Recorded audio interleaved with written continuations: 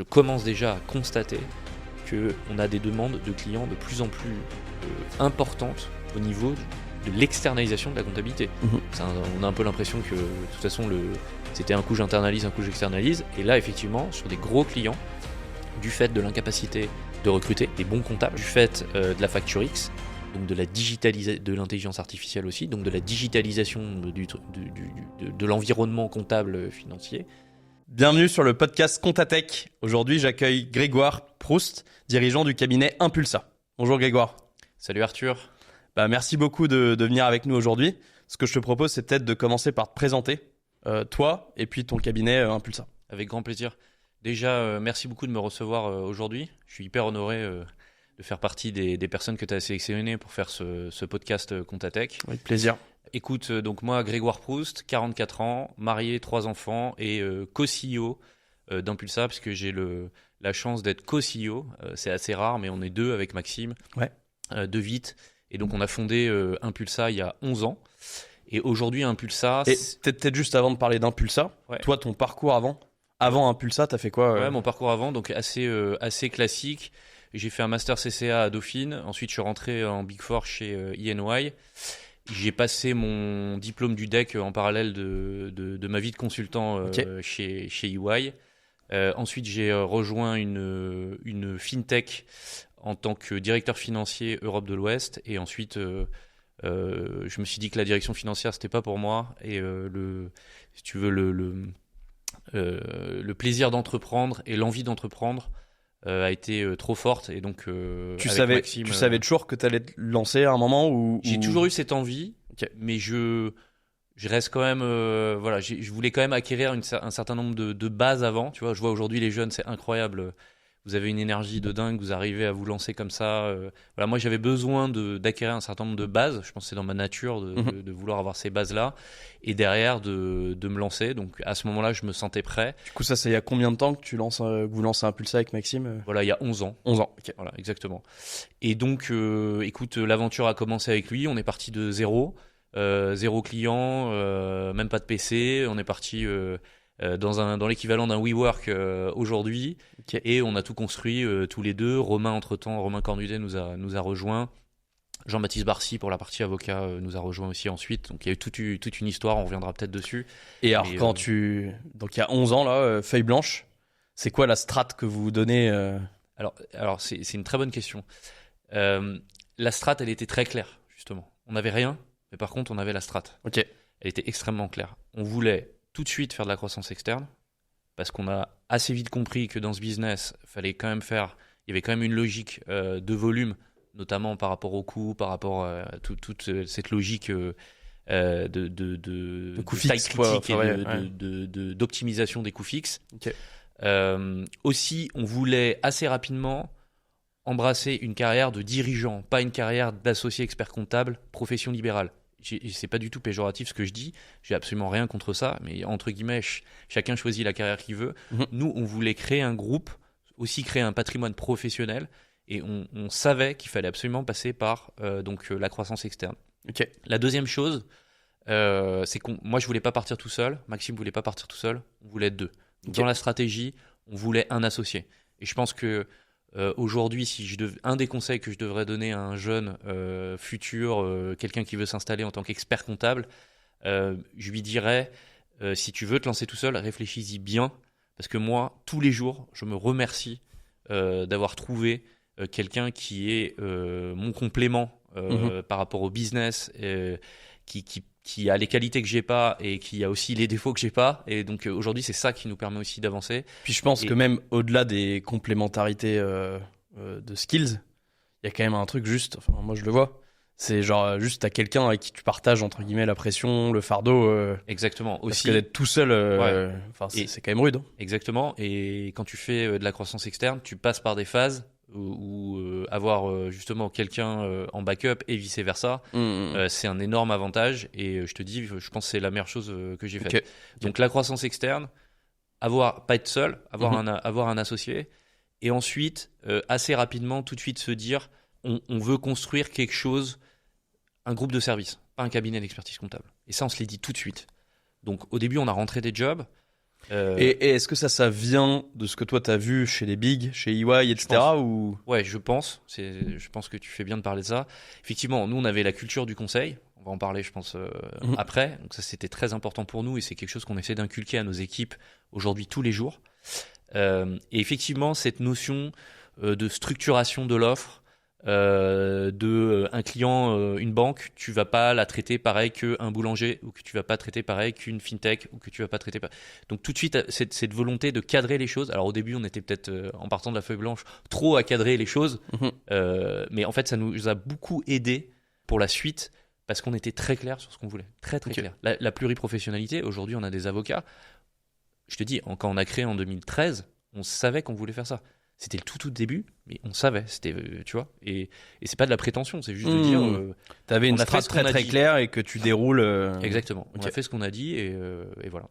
Et est-ce qu'il y a des trucs que t'avais pas prévus ou peut-être sur l'évolution de la profession aussi ou au contraire Écoute, depuis 2013 qu'on a créé, tous les jours on nous dit le métier va changer, il va se digitaliser, ça va être disrupté, voilà.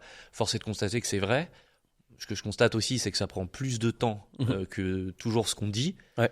Mais néanmoins, ça serait mentir de dire qu'on ne sent pas un phénomène d'accélération. T'en es la preuve vivante de par Penny Lane, de par voilà, l'IA aussi, sur laquelle qui va nous impacter tous. Donc on sent quand même une vraie accélération.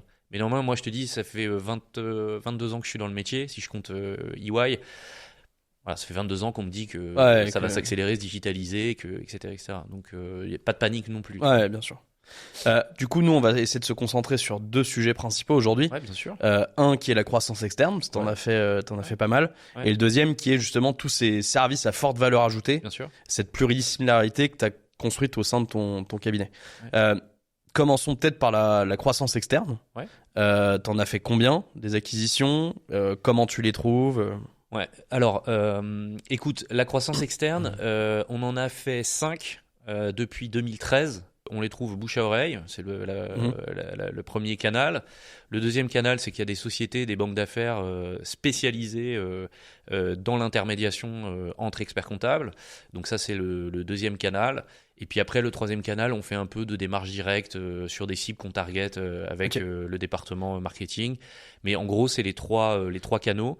Et du coup, quand toi, tu fais de la croissance externe, c'est toujours le même objectif comme tu sais de taille critique ou parfois il peut y avoir d'autres objectifs, par exemple une nouvelle spécialité, un nouveau métier Alors, nous, on est assez généraliste dans le sens où on a une offre assez large, mais on n'est pas dépendant d'un secteur. Donc, on s'est toujours dit qu'on ne voulait pas, en tout cas à ce jour, par rapport à notre taille, on reviendra un peu. En gros, on est 110 collabs et on fait 12 millions de chiffre d'affaires prévisionnels pour 2024.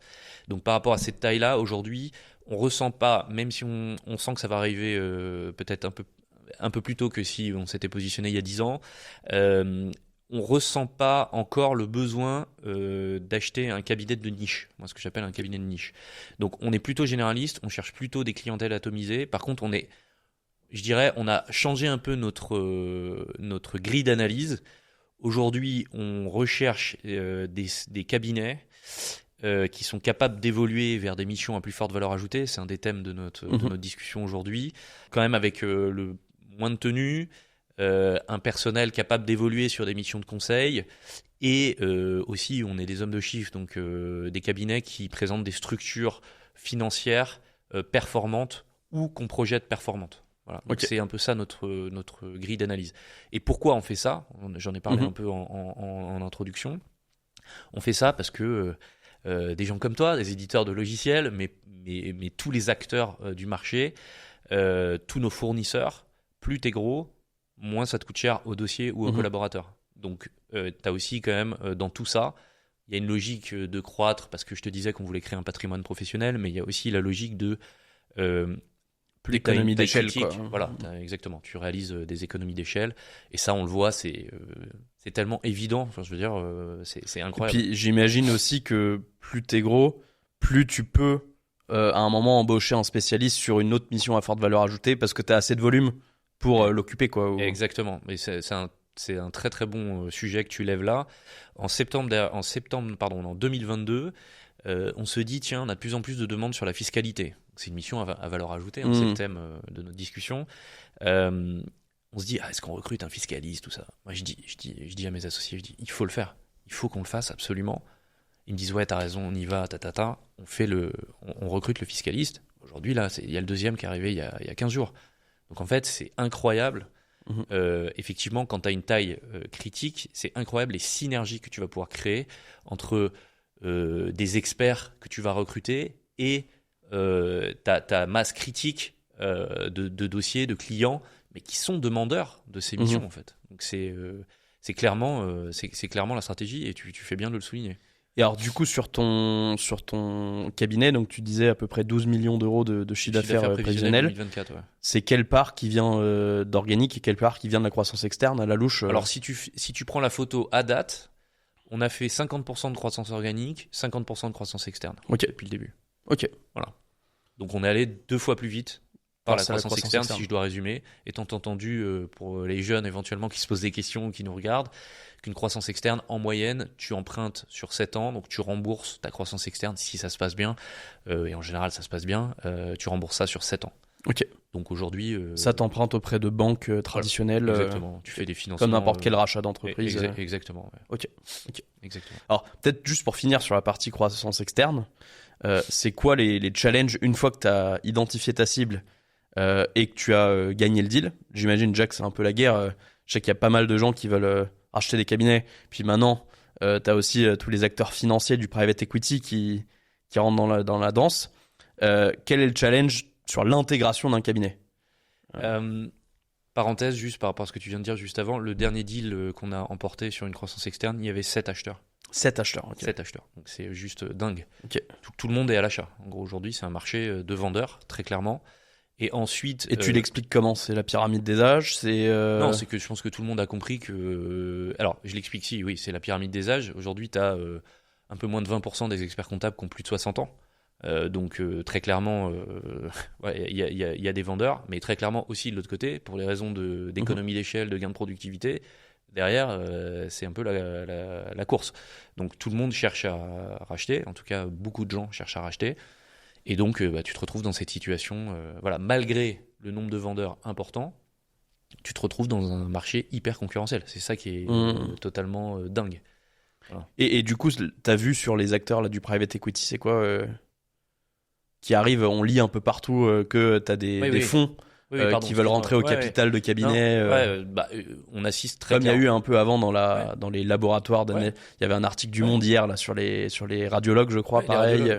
Tu as eu les labos médicaux, tu as eu ensuite effectivement les radiologues, et je pense qu'en fait on est dans un marché qui est en train de se financiariser très clairement avec des acteurs, comme tu le dis, soit des corporates, soit du private equity qui vient investir de l'argent massivement dans le secteur. Et pas du coup avant beaucoup sur les éditeurs de logiciels, mais maintenant aussi sur des groupes de services aussi. Donc c'est là où ça devient intéressant.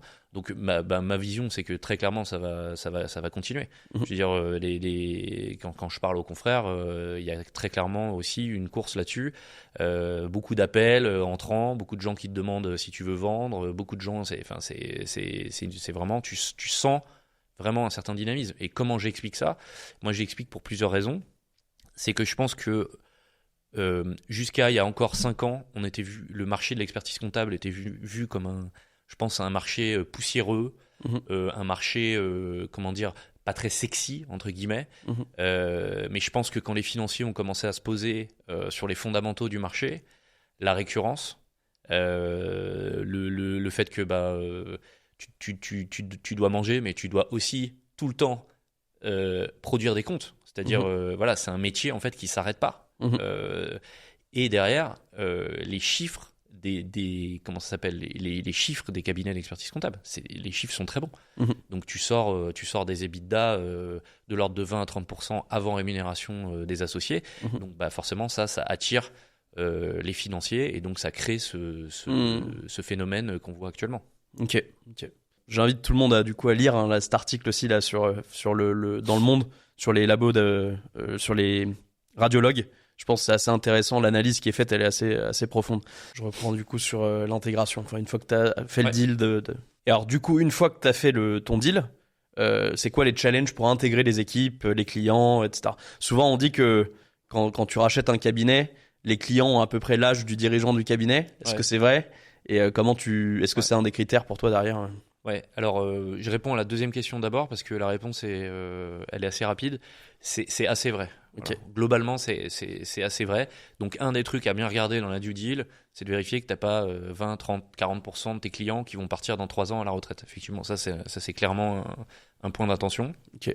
Après, très souvent, tu t'aperçois que le client, il a un salarié qui va reprendre, il a un fils, une fille. Voilà, donc tu peux te rassurer aussi assez vite par discussion et en faisant proprement tes due deals. Ok.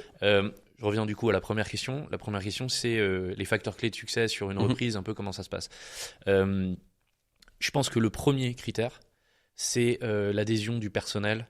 On est un métier de service. Au projet, quoi. Voilà. Donc on est un métier de service. C'est les hommes et les femmes qui font ce qu'on est aujourd'hui, qui font avancer nos entreprises. Si t'as pas l'adhésion des équipes que tu rachètes, entre guillemets, ça marche pas. Et ça, comment tu le testes? Parce que j'imagine que pendant ta phase de due deal, c'est un peu encore confidentiel. Tu peux pas, c'est ça qui est incroyable. Ouais. C'est-à-dire que en fait, ton premier facteur clé de succès, tu as très peu de marge de sécurité quand tu achètes, puisque en général, les vendeurs ne veulent pas que tu rencontres les salariés tant qu'ils sont pas sûrs que c'est fait. C'est ça, ouais, j'imagine. Donc très compliqué. Donc tu mènes des analyses, tu essayes d'être data oriented, donc tu mènes des analyses sur la data, puis tu as eu de l'expérience avant qui te permet un peu de sentir les bons points ou les mauvais. Mais du coup, tu fais un truc assez data orienté et ensuite beaucoup de questions-réponses avec les dirigeants qui te permettent de te dire oula, ça va pas dans la bonne direction ou au contraire, ok, ça va, c'est safe. Okay. Donc le premier sujet, c'est vraiment, je dirais, les collaborateurs parce que c'est eux aussi qui feront le lien avec les clients. Faut pas croire que tu arrives et que tu vas voir les 500, 1000 clients ou 200 ou 300 clients comme ça. Non. Tu vas les voir ou tu vas les toucher par une approche avec les collaborateurs. Donc, il faut que tu embarques tout ce monde-là. Bon, mais le deuxième critère, ça reste quand même les clients. Donc, en général, qu'est-ce qu'on fait, nous?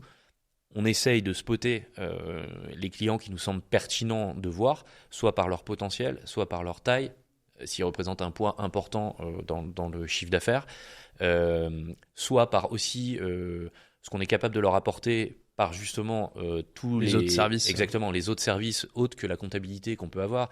Donc la RH, les avocats, le fiscaliste, la data, l'équipe IT Ops, enfin voilà, toutes ces équipes qui peuvent venir en support et venir apporter un service additionnel aux clients. Leur montrer qu'ils y gagnent au change, quoi. Exactement.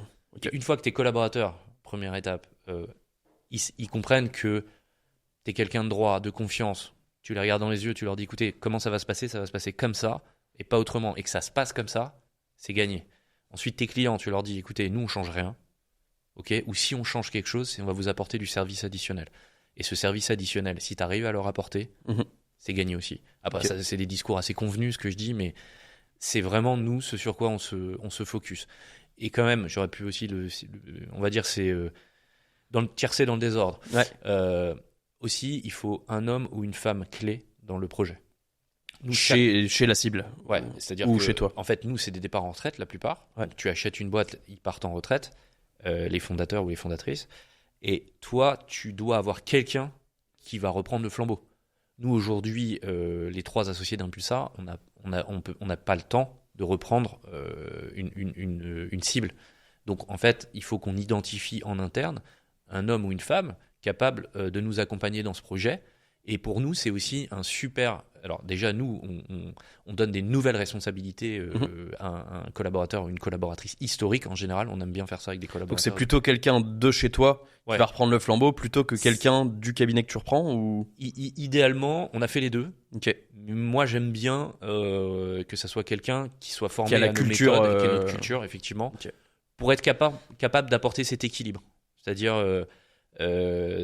pas être trop intrusif, mais quand même connaître nos façons de faire pour être capable de nous restituer aussi tout un tas d'informations qu'on attendra de lui. Mais ouais, c'est, je pense, hyper important de pouvoir faire confiance à quelqu'un qui va justement mettre ton empreinte sur sur la cible. Et finalement, c'est aussi lui ou elle qui va porter le projet. Et pour nous, c'est niveau RH, c'est un super vecteur de communication et de communication sur l'évolution possible. Nous, il y a beaucoup de jeunes aujourd'hui chez nous, je pense, qui passeront associés sur des reprises de cabinet. Associés ou tu vois senior manager et futur associé. Donc je pense que c'est un super outil de rétention. Exactement. Parce que ils savent qu'ils vont avoir des perspectives Exactement. d'évolution en étant chez toi qu'ils n'auront pas forcément chez un autre cabinet. Quoi. Exactement. Ok. Donc voilà pourquoi nous on continue de faire ça, quand je dis la croissance externe. On y croit. Maintenant, je pense aussi, on est de plus en plus exigeant et sélectif. Je pense que ça va aussi avec l'expérience et la croissance sur les cibles qu'on regarde. Ok. J'imagine aussi que plus t'es gros, plus t'as de la croissance organique qui pèse, et du coup il faut aussi, c'est normal que tu viennes plus exigeant parce que il faut que ça vaille le coup entre guillemets quand tu vas racheter quoi. Ouais, exactement. C'est peut-être plus dur de valoir le coup pour toi aujourd'hui que ça l'était au tout début quoi. T'as tout à fait raison. Aujourd'hui, nous on développe en organique un cabinet de taille moyenne tous les ans à peu près. Je schématise petite ou moyenne. C'est pas de la prétention, c'est les chiffres, c'est comme ça. Et donc c'est vrai, t'as des collaborateurs qui nous disent mais pourquoi vous continuez à faire de la croissance externe alors qu'en fait on a un deal flow qui est extrêmement important. Qu'est-ce que voilà. Et donc je leur explique ce que je t'ai expliqué il y a 5 minutes. Et tu vois, du coup, ils comprennent. Mais c'est vrai que naturellement, ta question, elle est hyper pertinente. C'est plus tu fais de la croissance organique, plus tu te dis, mais finalement, pourquoi je fais ça? Mais en fait, comme tout le monde aussi fait de la croissance externe, c'est un peu, comme je le disais encore une fois tout à l'heure, c'est un peu aussi une course, la course, un peu à la taille. Et il faut pas se leurrer. Je pense que les plus petites structures qui sont pas des structures de niche, parce qu'il y a des petites structures qui sont des structures de niche qui, elles, sont indéboulonnables sur leur niche. Ça, j'y crois beaucoup à ça. Par contre, les petites structures généralistes, je pense que ça va être de plus en plus compliqué. Elles vont se faire absorber, quoi. Ça va être de plus en plus compliqué. Okay. Et d'ailleurs, dans le discours qu'on a des structures qu'on rachète, une fois sur deux, le ou la cédante nous disent Facture X, oulala, digitalisation, oulala, absence de pièces papier, comment je vais faire, voilà, etc., etc. Donc tu vois, il y a quand même aussi cette tendance-là. Ok. Du coup, si on bascule sur la partie service à forte valeur ajoutée, est-ce que tu peux déjà nous lister, nous présenter les différents services que vous proposez à vos clients chez Impulsa du coup? Bien sûr. Donc nous aujourd'hui Impulsa, on a une offre de services assez large. Donc on a l'expertise comptable assez traditionnelle comme tout le monde, j'ai envie de dire, mais je vais expliquer aussi pourquoi c'est pas exactement comme tout le monde. La RH et la paye. Donc on va au-delà de la paye, c'est donc tout ce qui va tourner autour de la RH, de l'administration du personnel, même là à la demande, on peut mettre à disposition des gestionnaires de paye chez les clients pour faire du conseil RH. Voilà. La partie avocat, on en a parlé sur la pluriprofessionnalité. Donc avec Jean-Baptiste Barcy, on a monté cette Impulsa Avocat. Donc aujourd'hui, ça fait peut-être 12 avocats et juristes, donc en droit M&A, droit fiscal, droit social, droit immobilier, droit commercial et IP/IT. Parce qu'on a beaucoup de clients dans la tech. Donc ça c'est un volet aussi important. On fait de plus en plus de missions aussi de consolidation, des missions assez techniques, donc en normes françaises, en normes IFRS. On fait beaucoup de missions d'audit d'acquisition. Donc assez simple, hein. Une boîte veut racheter une autre boîte, elle nous mandate pour faire un audit sur différentes verticales. Ça peut être comptable, fiscal, social, juridique. Et donc nous on assiste l'acheteur en général, parfois un peu le vendeur, mais en général l'acheteur, sur ces thématiques-là, qui prend en mode tiroir compta, tiroir Tu assistes aussi des fonds ou... Oui, on assiste aussi des fonds, tout à fait. Ouais. Et notamment des fonds VC pour des participations dans la tech. Donc ça, c'est un volet assez important. Et après, on va avoir ce que j'appelle, moi, des offres IT Ops. Et ça se développe de plus en plus. Et notamment grâce à vous, Penny Lane, où là on va avoir des questions des clients pour de l'assistance à digitalisation de la fonction finance. Changement de logiciel. Donc là c'est du conseil, de l'implémentation, exactement. Et éventuellement derrière de l'aide à... Exactement. exploiter au mieux ces outils pour Exactement. faire du reporting. Exactement. Et à la fin, tu as raison, en aval, ça débouche sur une mission data, reporting, Power BI, Synthesis, tout ce que tu veux.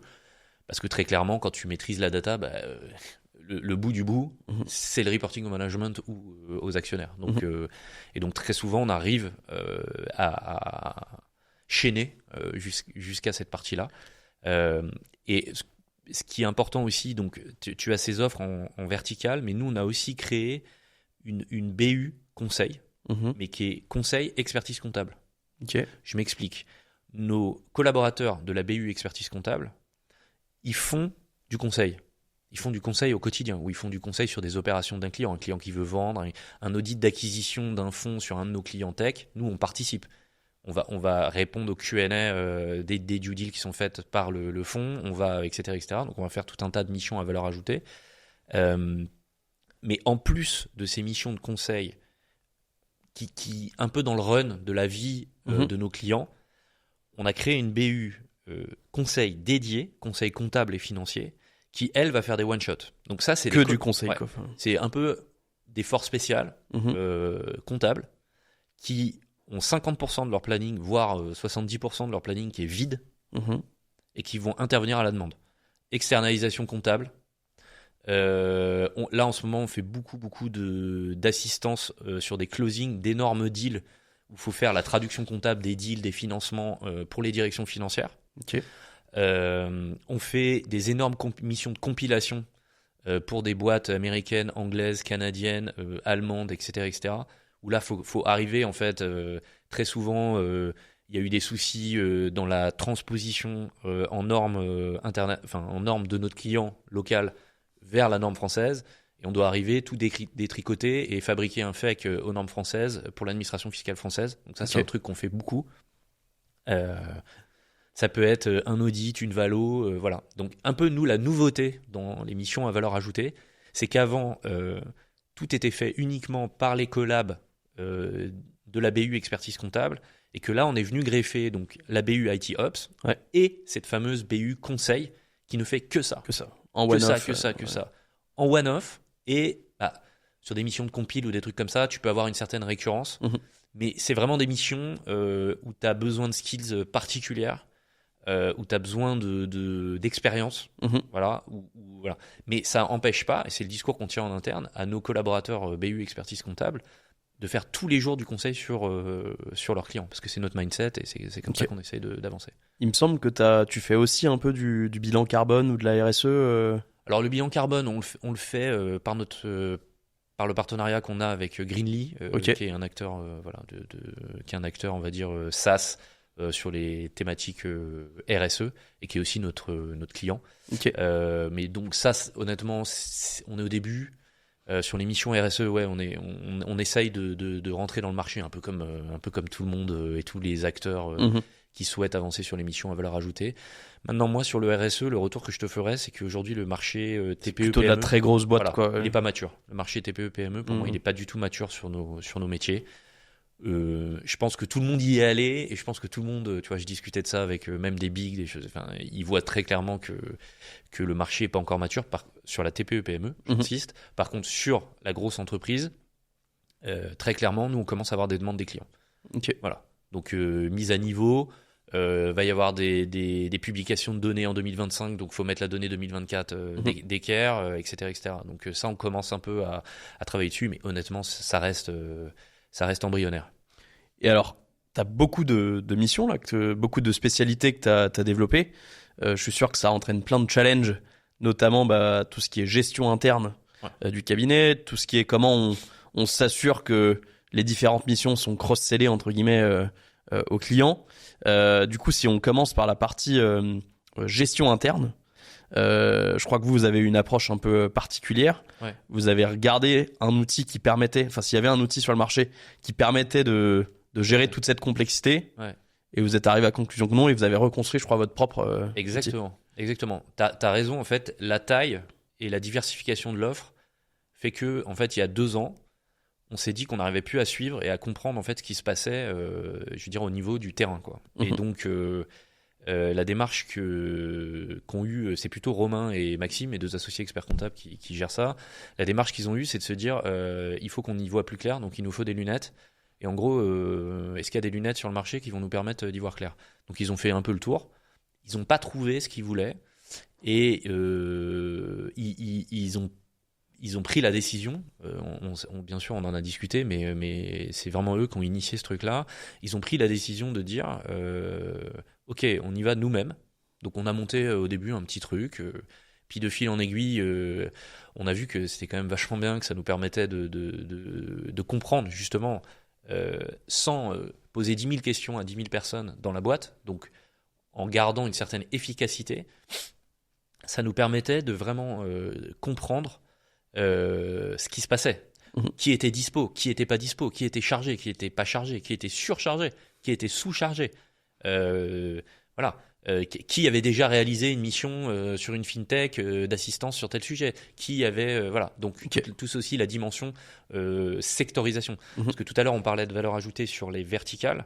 Moi je pense que tu apportes de la valeur ajoutée aussi quand tu es spécialiste d'un secteur, quand tu as déjà fait quelque chose, tu fais gagner du temps à ton client, donc tu lui apportes de la valeur ajoutée. Donc tout ça, on le flag dans cet outil qu'on a monté qui s'appelle Impulse App. Et aujourd'hui, on pilote la boîte, les 110 collaborateurs sont branchés dessus. Alors, on est en train de migrer la partie RH, donc c'est dans la roadmap 2024, mais voilà, dans quelques mois, tout le monde sera plugué dessus. Et c'est notre outil de gestion opérationnelle des clients et des dossiers. Ok. Et alors, je crois pour ceux qui nous écoutent, que vous êtes aussi dans une démarche de commencer à éventuellement proposer Impulse App à d'autres cabinets en SaaS. Donc, s'il y en a qui sont intéressés, n'hésitez pas à nous écrire. Écrivez directement à Grégoire sur LinkedIn. Et puis, ces équipes pourront vous faire une démo. Ça, c'est la partie gestion interne, de savoir quel client a quelle mission, quel collab est effectivement occupé ou pas, le budget, le réalisé, les bonimalis, etc. Exactement. Maintenant, comment tu gères pour faire en sorte que un collab qui est du coup le point de contact dédié du client, il sache quand pousser une nouvelle mission Est-ce que c'est que il va vendre des missions en plus, ou est-ce que c'est plutôt en réactif, le client dit j'ai ce besoin et du coup le collab va présenter la spécialité, ou comment ça marche? Alors déjà, je pense que la première chose, c'est quand le client t'envoie un hameçon, faut le prendre. Ça, c'est le premier truc. La démarche, on va dire semi-active, mais déjà, pour moi, c'est une très bonne démarche. Parce que je pense que tu as beaucoup de cabinets où il y a des éléphants qui passent dans les couloirs, et en fait, il se passe rien en fait. Donc nous, très clairement, s'il y a un éléphant dans un couloir, j'ose dire que tous nos collabs, et c'est un truc qu'on leur rabâche depuis plusieurs années, et ils le font super bien, franchement, merci. Ils voient l'éléphant, ils remontent l'info, et on traite. Donc ça, là-dessus, je pense que on est... et donc ça, c'est de la formation des collabs, la culture de boîte, quoi. Ouais, exactement, c'est de la culture de...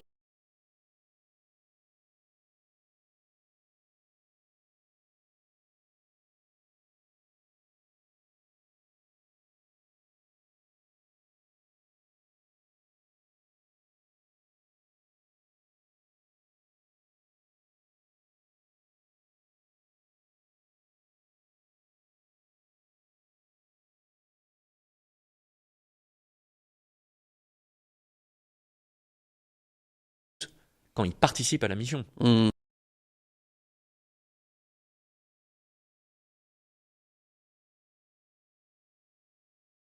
C'est-à-dire, en fait, faire la passe D aux copains. C'est aussi intéressant parce que tu vas pouvoir, toi, toucher à des trucs un peu plus pointus que ceux à quoi tu touches d'habitude. Exactement. Donc, ils ont cette envie. Nous, ils ont cette envie. Moi, je vois les jeunes qu'on a, ils sont extraordinaires. Ils veulent faire du conseil. Ce que tout le monde appelle du conseil. Ils ont compris que ça devrait être leur ADN d'ici, 3, 4, 5 ans, qu'ils feront peut-être plus que ça. On pourra y revenir dans la discussion. Mais donc, ça, très clairement. Et ensuite, tu as la vraie démarche très, très proactive, où là, moi, je pense, tout va dépendre du profil du collaborateur. Voilà. Moi, j'ai une conviction aujourd'hui, et nous, on commence à identifier les collaborateurs qui ont cette fibre. Tu peux pas forcer quelqu'un d'introverti, qui est un contributeur individuel, tu peux pas le forcer à devenir super commercial. Déjà, ça sert à rien, tu vas perdre ton temps, ton argent si tu penses pouvoir le former, etc., etc., ton énergie. Il faut le laisser faire ce qu'il fait. Il le fait très bien. Par contre, ceux qui sont capables, là, je pense qu'il faut les identifier.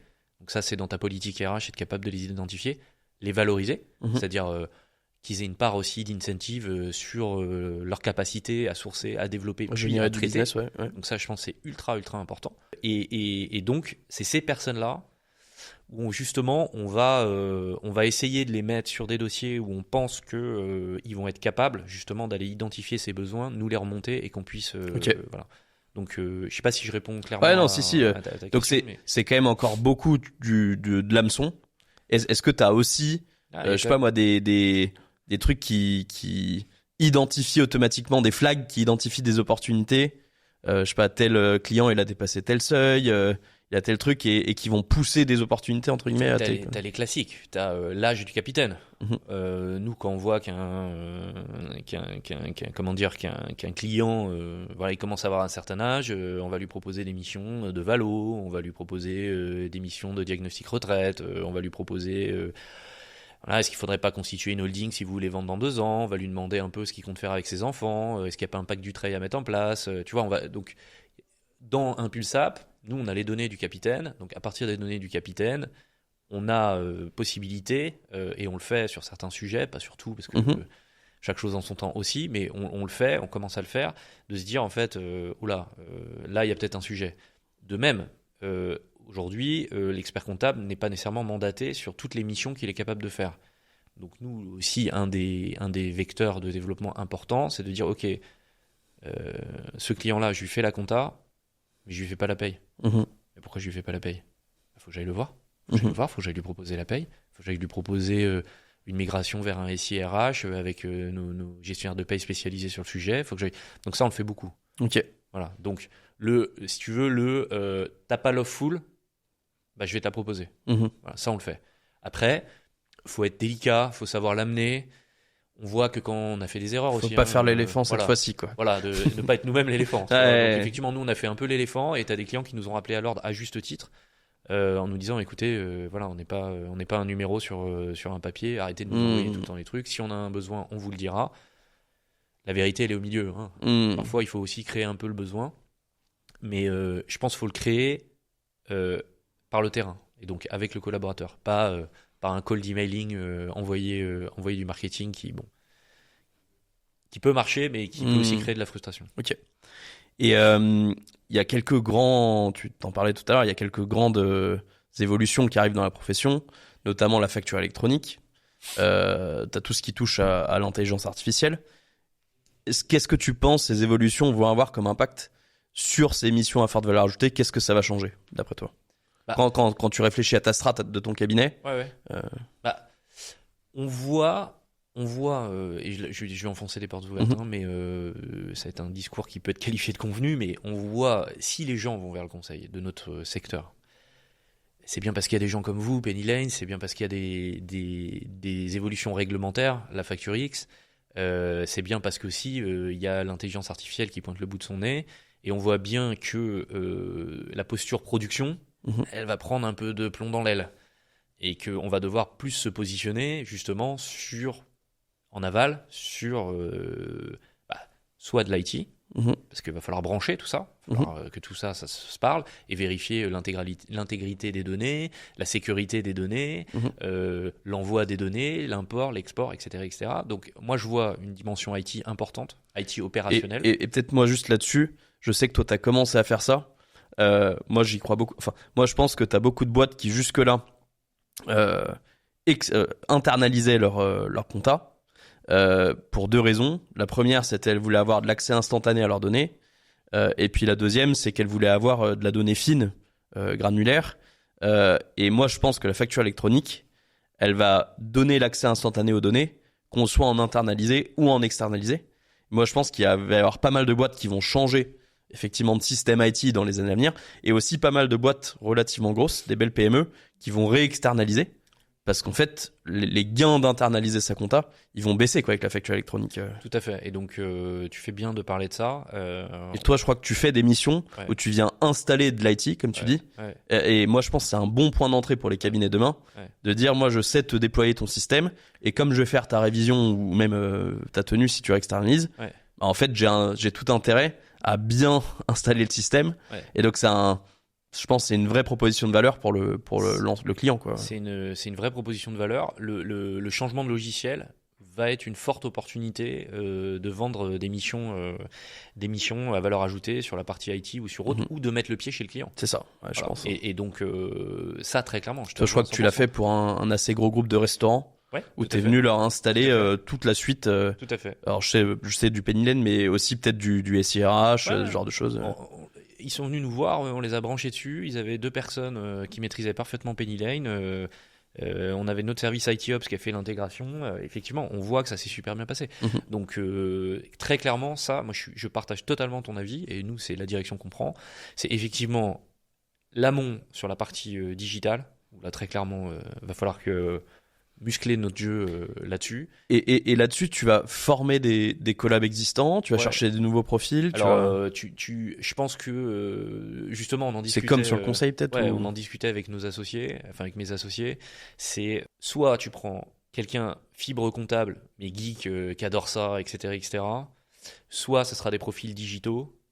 Qui ont déjà travaillé dans la compta, dans le secteur comptable. Moi, je pense que ça va être des profils, ça va jouer, ou ça va être un mix de tout ça. Donc ça, c'est la première partie. Et moi aussi, je commence déjà à constater que on a des demandes de clients de plus en plus importantes au niveau de l'externalisation de la comptabilité. On a un peu l'impression que, de toute façon, c'était un coup j'internalise, un coup j'externalise. Et là, effectivement, sur des gros clients, du fait de l'incapacité de recruter des bons comptables, du fait de la facture X, donc de l'intelligence artificielle aussi, donc de la digitalisation de l'environnement comptable financier. On a bossé avec vous d'ailleurs je suis dessus sur une reprise d'un groupe. Voilà, il est focus sur son LBO. Il n'a pas le temps de regarder le DAF, il n'a pas le temps de regarder attends, comment je vais faire, et il n'a personne pour le faire. Donc il se dit, mais il faut que je trouve une compétence pour faire tout ça, pour m'intégrer dans le nouveau logiciel, en l'occurrence Penny Lane, pour gérer la facturation électronique d'ici 1 an et demi, pour tout ça. Et lui, c'est clairement pas lui qui va le faire. Il me l'a dit. Il m'a dit, moi je suis pas compétent, ça m'intéresse pas, c'est pas mon job. Moi, mon job, c'est de lever de la dette pour acheter des magasins. Donc là, il y a une place à prendre. Là, il y a clairement une place à prendre. Mais je veux dire, on n'est pas les seuls à faire ça. Ouais, mais je pense que toi, t'as pas mal pris d'avance parce que tu touches, et notamment peut-être parce que, comme tu disais, t'as pas mal de clients dans la tech. Et du coup, t'as été assez vite adapté, pas seulement à Penny Lane, à tous les nouveaux outils, les Spendesk, Agicap, etc. Donc tes collabs, je pense qu'ils baignent un peu ils sont dans tous ces nouveaux outils-là. Et du coup, ils sont peut-être plus agiles. Que d'autres. Tout à fait. Nous, ça fait 10 ans qu'on bosse dans la tech. 30% de nos clients, ils sont dans la tech. On a la chance de bosser pour plusieurs licornes françaises. Et on a tellement appris avec eux. C'est-à-dire, ils nous ont tout de suite, dès 2013, on a rentré des grosses startups qui sont devenues des monstres aujourd'hui. Ils nous ont donné cette culture de la curiosité. Parfois mauvaise, on se met dedans. Souvent, on caricature, mais les boîtes tech, elles veulent souvent un peu toujours tester le dernier outil, qui parfois est pourri, il faut savoir leur dire, quoi. Mais au moins, t'apprends, tu testes plein de trucs. Tu testes, tu te casses les dents, après tu rebondis. C'est ça qui est exceptionnel dans la tech française. Mais oui, on a beaucoup appris avec eux, on a découvert des nouveaux outils. Et donc, on a des collabs qui sont chez nous depuis 10 ans. Ça fait 10 ans qu'ils font ça. Mais ils sont exceptionnels. Ils font des trucs. Moi, je suis incapable de faire ce qu'ils font. Ils jonglent de Penny Lane en passant par je sais pas quoi, en passant par le logiciel de Trésor, par le truc de Précompta, qui machin, qui truc. Mais c'est voilà. Moi, j'avoue être vraiment en admiration de nos collaborateurs aujourd'hui qui font ça. Et ils sont comme des petits poissons dans l'eau là-dedans. Et et effectivement, ils sont c'est le nouveau aussi, c'est le nouveau métier, quoi. C'est comme ça que ça va se passer. Peut-être pour finir, un sujet un peu plus pratico-pratique. Vous êtes en physique ou en remote et est-ce que ça joue pour faire que les collabs ils échangent entre eux pour justement identifier les éléphants et. Ouais. Alors, bonne question. Donc, je pense que tout le monde l'a compris, c'est qu'aujourd'hui, le métier est pas attractif. Je crois qu'il y a 400 ou 500 diplômés par an. Voilà, pour 130 000 collabs, je crois à peu près 150 000 collabs en France. Mhm. Bon, donc on voit quand même qu'il y a un petit souci démographique, donc, ce qui explique les tensions sur le marché du travail de notre secteur. Et donc, et aussi, tu as des évolutions sociales, je pense que voilà, t'as tout ça. Effectivement, nous, ça fait un paquet de temps plusieurs années qu'on est à 2 jours de remote Ok. et 3 jours de présentiel. Dans Voilà. des bureaux très sympas dans le centre, dans le 9e. Voilà, hein, on a des bureaux dans le ouais. 9e, près de Saint-Lazare. Donc nous, ça fait très longtemps qu'on est à Saint-Lazare parce que assez vite, on s'est dit, il faut être. On a pris une carte quand on a déménagé. On a dit, on veut être à l'endroit qui était le plus touchable, Central, quoi. central. Et voilà. Donc on a dit Saint-Lazare. Voilà, ce qui nous arrangeait pas du tout les associés, tu vois. C'était vraiment une démarche business. Mais voilà, on l'a prise et donc 3 jours présentiels, 2 jours remote. Et est-ce qu'ils vont chez le client parfois les Ils vont collabs chez le client. Ouais. Ah, mais bien sûr. Et ça c'est une galère. J'entends pas mal de, alors soit des consultants, soit des experts comptables qui disent avec le Covid, tout le monde a pris l'habitude Oui. de faire de la visio, Tout à fait. alors que c'est quand même dans le conseil un des trucs clés, c'était chez le client. Bah, c'est là que t'entends parler à la machine à café des Bien éléphants et des. Bien sûr. Et c'est exactement ce qu'on dit. C'est exactement ce qu'on dit à nos collaborateurs. Allez chez les clients. Après, ils le font d'eux-mêmes. Mhm. Mais parfois, effectivement, sortie de Covid, la rentrée, le machin, t'as peut-être pas très envie d'aller chez le client. Voilà. Mais on leur dit. Et ils l'ont compris parce qu'ils sont intelligents. Et nous aussi, on sait faire la part des choses.